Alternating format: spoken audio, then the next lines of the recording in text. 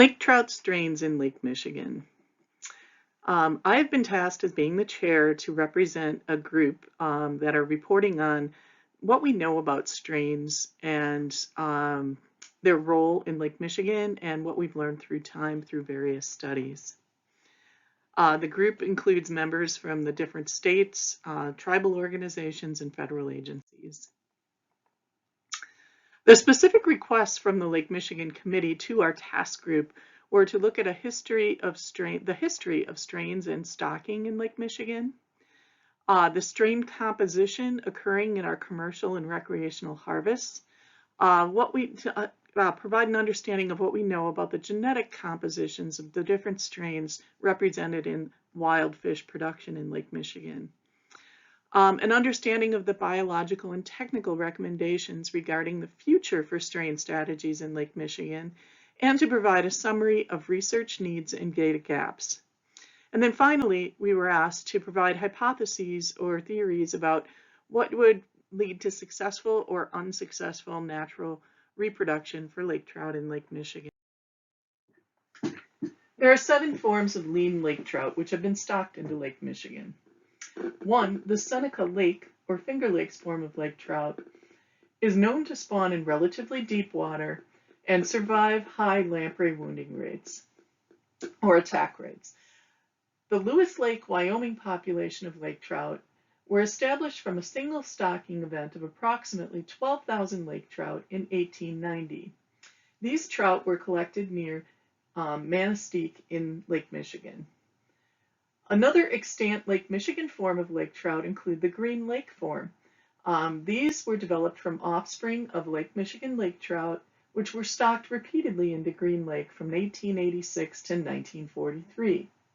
Stocked lake trout were believed to have been collected from deeper waters in the southern basin of Lake Michigan. Stocking of the Green Lake strain was discontinued in 2005. There are 3 forms of lean lake trout from Lake Superior. These include the Marquette, Isle Royale, Apostle, and the Apostle Island, also known as the Gull Island Shoal strain. Another form is derived from Perry Sound in Lake Huron. The Perry Sound broodstock were created in 2005 from the only surviving strain of wild lake trout in Lake Huron. Perry Sound strain lake trout were first stocked into Lake Michigan in 2012. There is an intermediate form of lake trout which was introduced into Lake Michigan in 2011. This is the Klondike strain or humper lake trout. These are a deeper water spawning lake trout which mature at smaller sizes and spawn earlier, sometimes in August or September. Stocking of Klondike strain lake trout ceased in 2021 by request of the Lake Michigan Committee.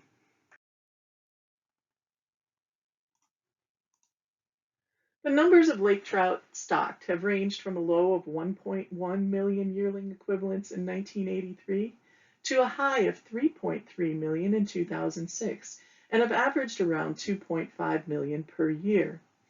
From 1964 to 1987, 2 strains of lake trout predominated stocking efforts, the Lake Superior Marquette strain and the Green Lake strain from Lake Michigan. In the most recent 5 years, 4 strains of lake trout from diverse origins have predominated stocking efforts. These include the Seneca Lake strain, the Perry Sound strain, the Lewis Lake strain with Lake Michigan origins, and the Klondike strain or intermediate form from the deeper waters of Lake Superior.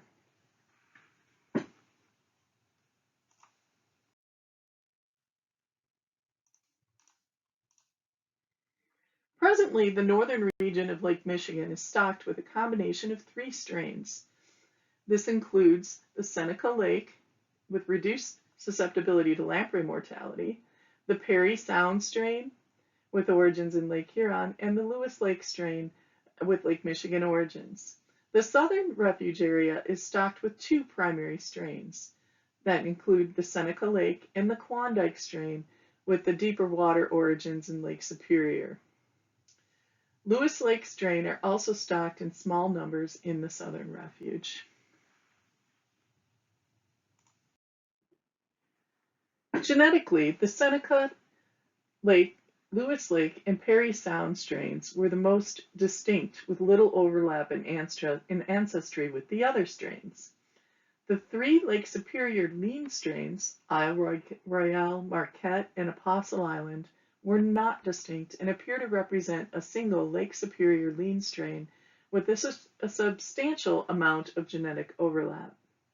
The Klondike Reef or Humper Lake trout were distinct from the other lean strains, but did share some ancestry with the Lake Superior lean strains.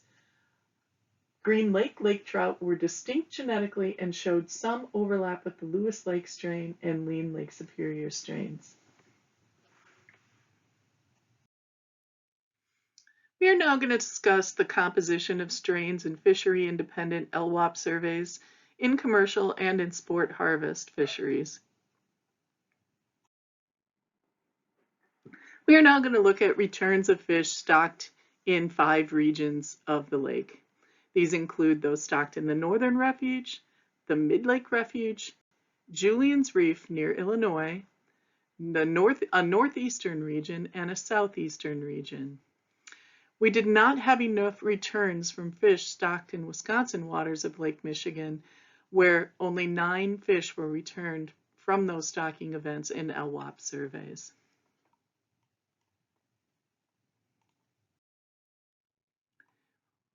When we compare returns of fish stocked in the Mid-Lake Refuge to LWOP surveys and recreational fisheries, the Fishery Independent Gillnet Survey, or LWOP survey, returned substantially higher numbers of Klondike or Humper Form lake trout than did the recreational fishery, which was primarily executed outside of the refuge area where harvest is prohibited.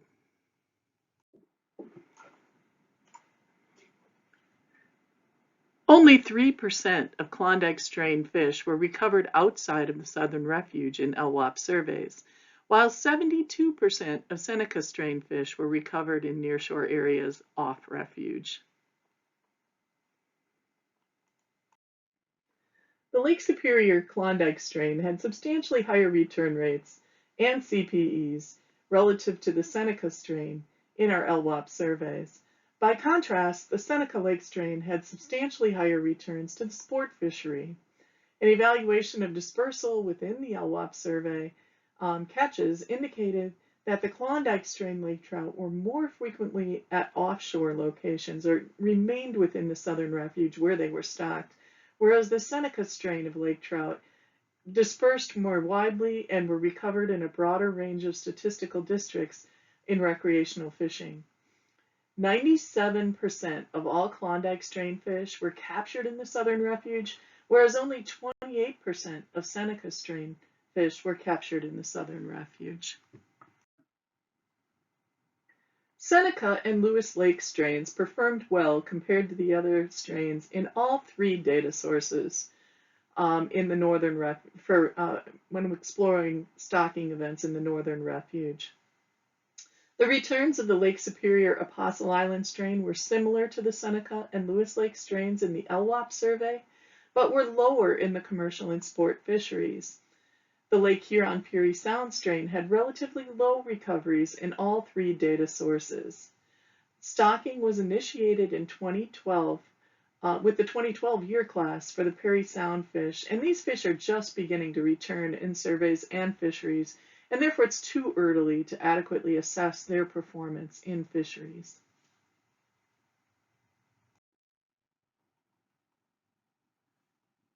The dispersal of the 3 strains were similar for fish stocked into the Northern Refuge. 71% of Seneca Lake strain, 61% of Lewis Lake strain, and 45% of Apostle Island fish were recovered within the Northern Refuge and MM3 areas. The Lake Superior Apostle Island strain of lake trout were recovered more frequently in waters to the west, MM2 and WM3, when compared to the other 2 strains, and 55% of CPUE occurred outside of the Northern Refuge or in MM3.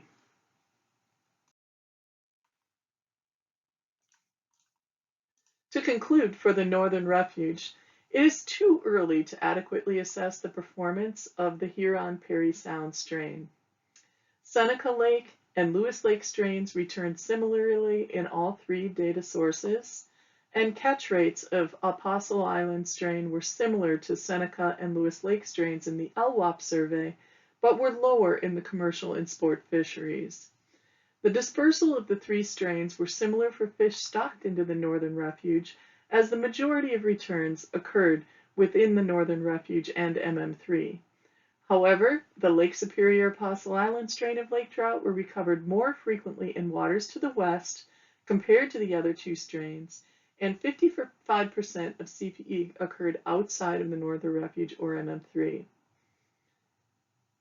The area encompassed by MM2 and WM3 is less frequently occupied by recreational or commercial fishers than other areas of the lake, perhaps explaining the lower catch in these data sources.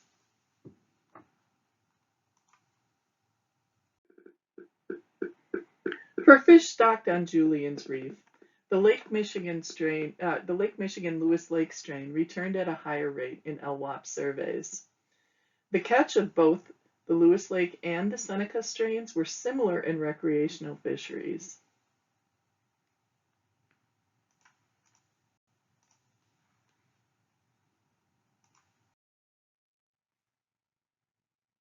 Lewis Lake strain dispersed greater distances than Seneca Lake, which tended to remain in the southern Lake Michigan. Lewis Lake lake trout were captured in LWAP surveys in the Southern Refuge as well as along the western shore of Lake Michigan up to the Door Peninsula, where 31% of CPUE occurred in Illinois, Indiana, and MM8, compared to only 8% for the Seneca Lake strain.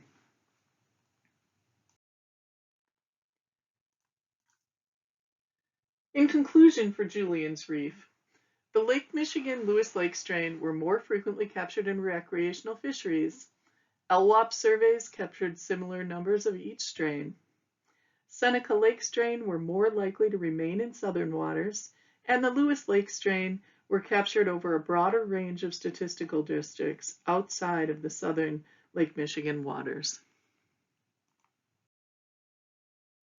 For fish stocked in the northeast region of Lake Michigan, there were few observations of Parry Sound strain lake trout, and therefore it's too early to fully evaluate the performance of that strain.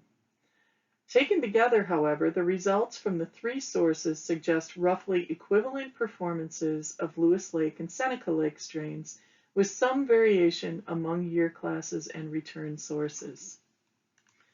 When we consider stocking in the southeast region,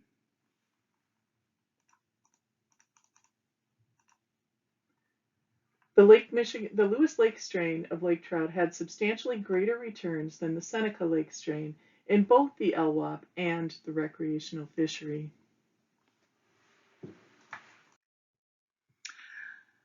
So in general, for strain performance in surveys and fisheries, it's important for us to consider the spatial aspects when selecting what strain. The Seneca Lake strain lake trout perform better in areas with higher lamprey populations. Where risks of lamprey predation are lower, Seneca Lake strain and Lake Michigan Lewis Lake strains return similarly. Broader dispersal mechanisms may increase vulnerability to recreational fisheries. Therefore, the Lake Michigan Lewis Lake trout tended to disperse and were more frequently captured in recreational fisheries. And the Lake Superior Klondike Reef strain lake trout remained in the Southern Refuge area and were not readily captured in recreational fish. We will now look at the genetic composition of wild fish based on 36 microsatellite loci.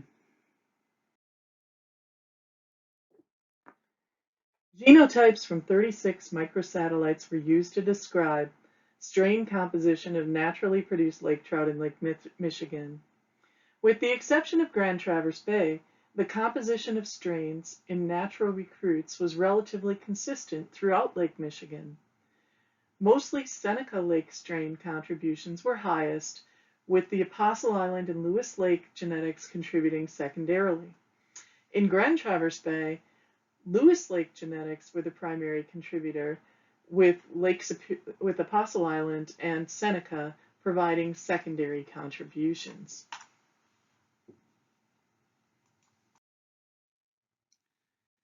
Seneca lake strain lake trout are represented in higher proportions than expected due to either adaptive advantage in lamprey-dense areas or to movement of wild recruits from southern sites to other areas of the lake. The Lewis Lake strain contains remnant Lake Michigan genetics and performs well in most areas of the lake. Breeding among the strains is similar to expectations, indicating that strains are interbreeding at random.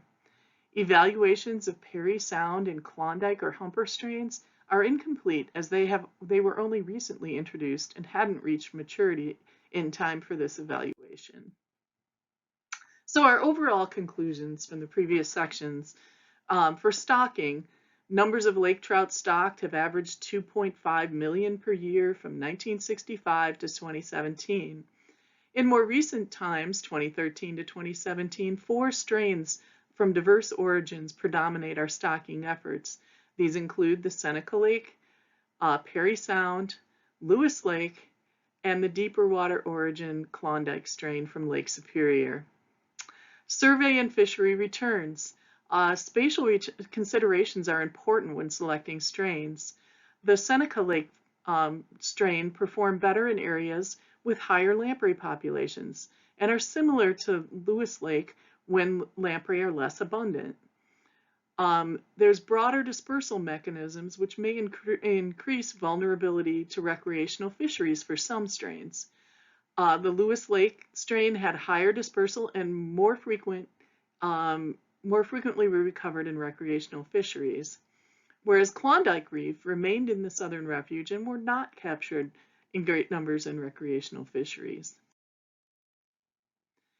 Genetic compositions of wild fish show that the Seneca Lake strain are represented in higher proportions than expected. The Lewis Lake strain contains remnant Lake Michigan genetics and perform well in most areas of the lake. Strains are interbreeding at random and hybridization rates are moderate. Evaluations of Perry Sound and Klondike Humper are incomplete, and as they were only recently introduced, and they need further evaluation when they mature.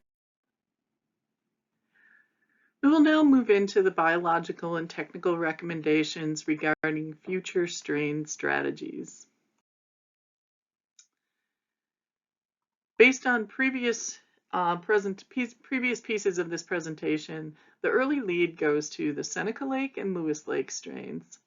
We need more time to fully evaluate Perry Sound and Klondike reef.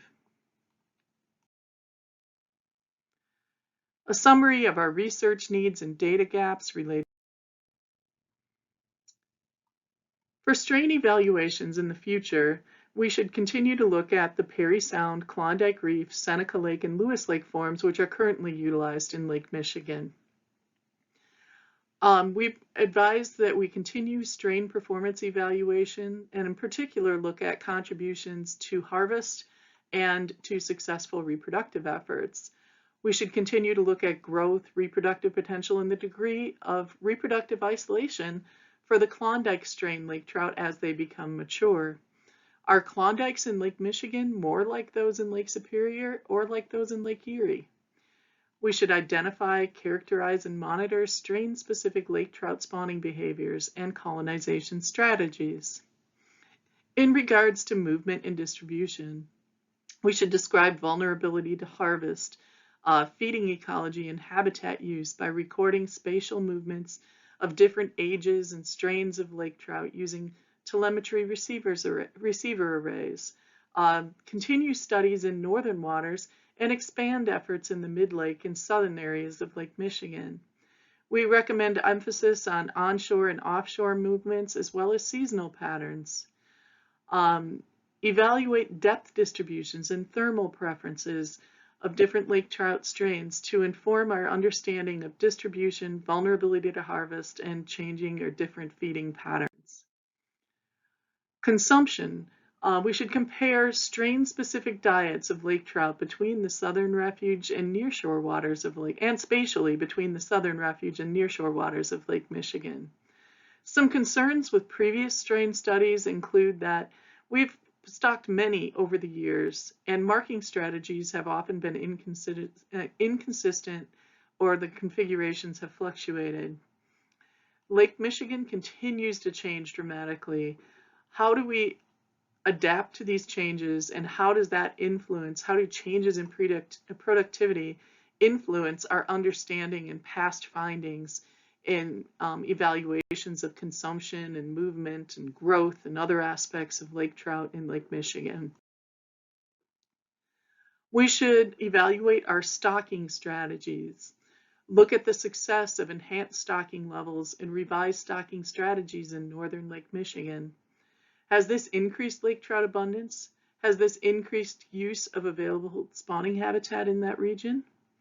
We should evaluate the success of stocking on the Sheboygan Reef within the Southern Refuge.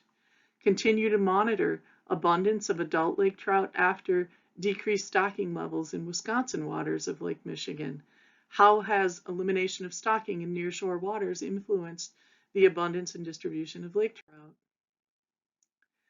And finally, our section on the hypotheses about natural reproduction and its success or failure.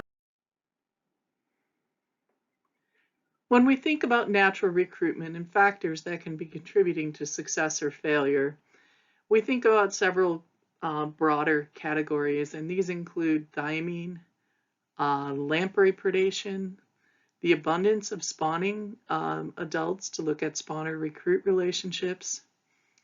Is it alewife? Do low alewife populations lead to success? And then what are the mechanisms in which that is enacted? And then we circle back into thiamine and predation. And then we need to look at some misalignments in the data that we're observing.